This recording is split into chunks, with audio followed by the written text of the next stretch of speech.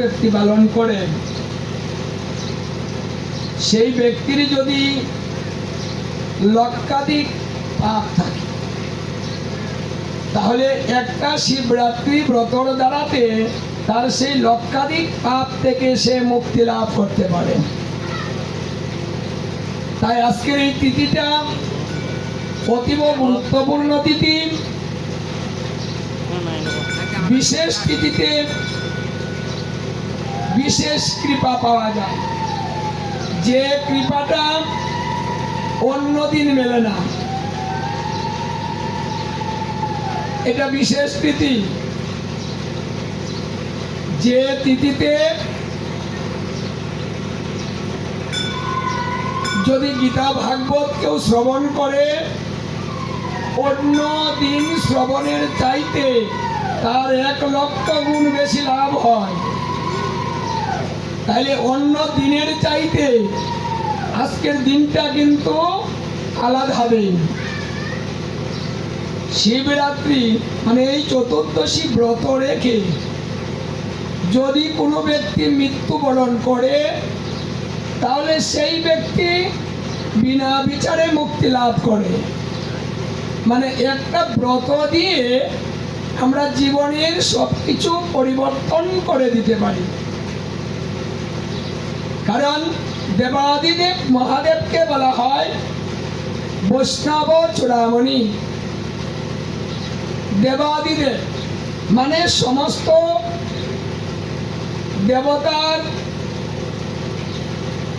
দেবতা হচ্ছেন মহাদেব। উনি সাধারণ দেবতা নন, তিনি মহা, সমস্ত দেবতার ঊর্ধ্বে। এবং উনি গুণ অবতার। ঈশ্বরের যে অবতার আছে তিনটা অবতারকে গুণ অবতার বলা হয়। ব্রহ্মা, বিষ্ণু, মহেশ্বর, এই তিনজন হলেন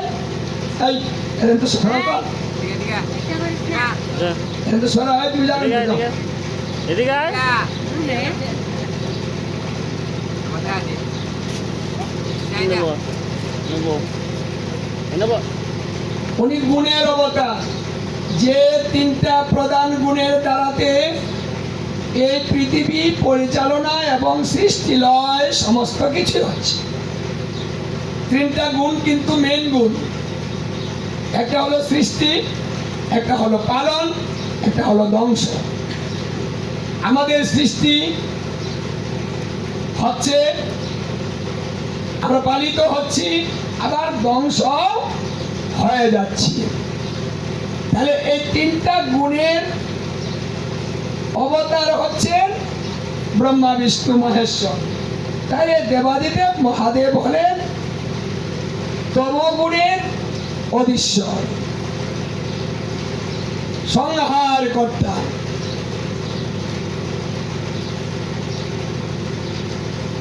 প্রত্যেকটা দেবতার চাইতে মহাদেবের সবকিছু আলাদা। কারণ দেবাদিদেব মহাদেবের চলাফেরাটাও অন্য কারোর সঙ্গে মেলে না। তাই দেবাদিদেব মহাদেবের কাছ থেকে আমাদের শিক্ষণীয় কি? দেখুন, আমরা ভোগ বিলাসের জন্য আমরা কতই না পরিশ্রম করি, এই ভক্তের লালায়িত হয়ে আমরা অনেক শ্রম দিচ্ছি।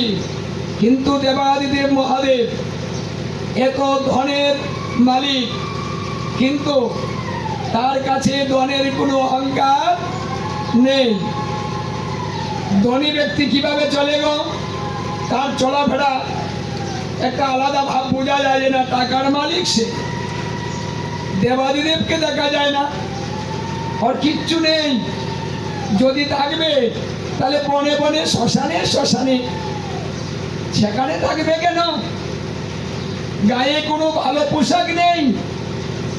চৈতন্য চরিতামৃতে বলছে ভালো পোশাক পরা ভালো না, ভালো আহার মানে সেবা করা ভালো না। মানে ভালো সুখে থাকা ভালো না।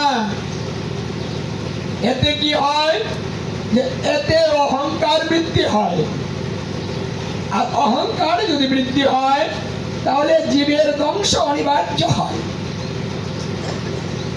যে যত বড় হবেন, যে যত জ্ঞানী হবেন, যে যত কুড়ো শ্রেষ্ঠ হবেন, তার মধ্যে যদি বিন্দু মাত্র অহংকার প্রবেশ করে তাহলে তার ধ্বংস অনিবার্য, তার ধ্বংস হবেই হবে।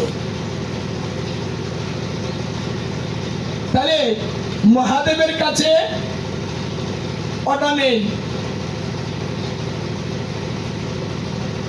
সাধারণভাবে চলাফেরা করেন, তিনি সরল মনা, মানে তিনি এত সরল, অন্য কোন দেবতা কিন্তু এত সরল না। তাদের ভিতরে গরলতা আছে, আপনি চাইলেই কিছু দিবে না, ওরা হিসাব করে দেয়।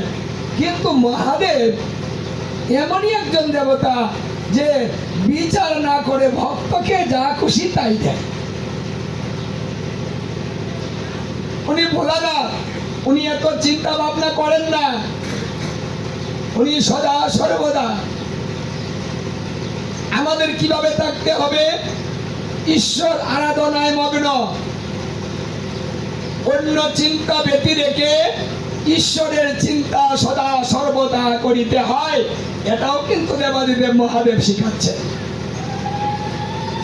আমরা তো চিন্তা করি আমার এই সংসার চলবে কিভাবে, আমি উন্নত হব কি করে, বাড়িঘরটা করবো কি করে, ব্যবসা বাণিজ্যটা বাড়াবো কি করে। আমাদের মাথার মধ্যে অন্য কোনো চিন্তা প্রবেশ করে না, শুধু বাজে চিন্তাগুলো প্রবেশ করে। আর এই চিন্তা করিতে করিতে ঈশ্বরের চিন্তা করার মতো সময় আমাদের কাছে থাকে না। কারণ যে সময়টা চিন্তা করার সময়, কিছু করার সময়, শক্তির সময়, ওই সময়টা আমরা অপব্যয় করি, সঠিক কাজে আমাদের এগুলা ব্যবহার করি না।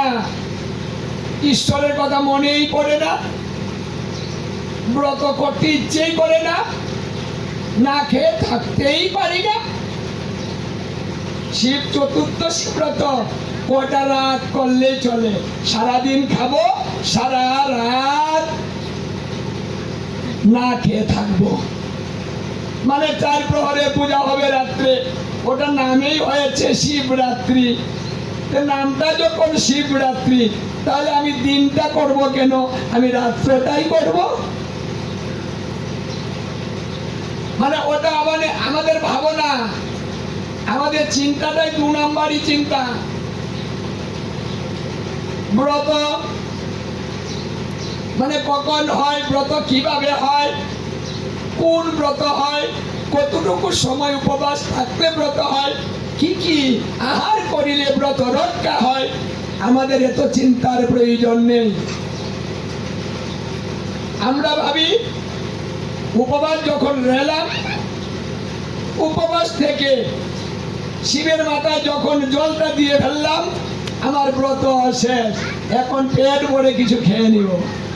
ওই যে আজকে আমি দেখেছি সকালবেলায় কটা বাজে, 12টা বাজেনি, তার পূর্বে ওই যে শিবের মাথায় জল দিয়ে ফেলেছে, হ্যাঁ, তার ব্রত শেষ শুরু করে দিয়েছে। বললাম এখন নিচ্ছ কেন? বলছে কেন, জল তো দিয়ে ফেলেছি। মানে শিবের মাথায় জল পর্যন্ত ব্রত, তারপরে আর দরকার নেই। ওটা আমাদের ভাবনা, পূজা দিলাম ব্রত শেষ। ব্রতের নিয়ম কিন্তু জল ঢালার সঙ্গে সংযুক্ত নয়। জল দিলে ব্রত শেষ হবে না। তাহলে আপনারা ওটা কেন করছেন? ওটা না বুঝার কারণে করছেন, বুঝতে পারছেন না।